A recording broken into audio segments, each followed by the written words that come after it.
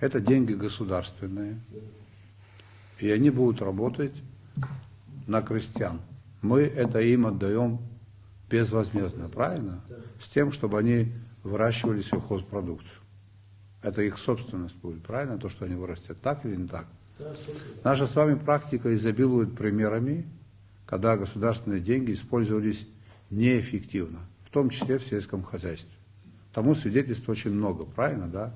Когда государство вкладывало в объекты там, десятки миллионов рублей, сотни миллионов рублей, эти объекты стоят, и эффект от них нулевой. Если я вас правильно понял, желающих участвовать в этой программе значительно больше, чем наши возможности, которые мы представляем. Не на 100 миллионов, а на 200, на 300. В связи с этим министр сельского хозяйства и причастные к этому другие руководители будут нести персональную ответственность за качество отбора людей, которые будут реализовывать эту программу.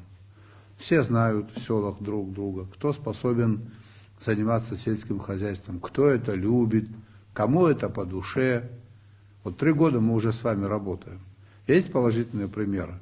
Есть люди, которым нужно помочь еще больше, чем помогли, кто может расширить сферу своей деятельности.